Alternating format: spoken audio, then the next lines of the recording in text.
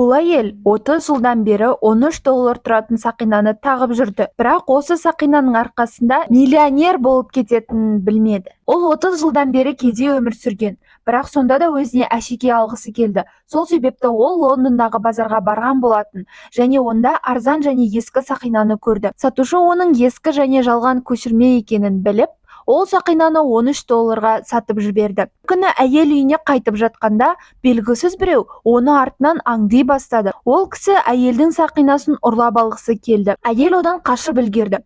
Бірнеше аптадан соң оған төлемдер келді, және қарыздардан қалай құтыларын уайымдап отырған кезінде есіне алдындағы сақинаны ұрлағысы келген ұры түсті. Сол себепті ол сақинаны тексертуге алып барған. Нәтижесінде сақинада 9 ғасырдың таза бриллианты бар болып шықты.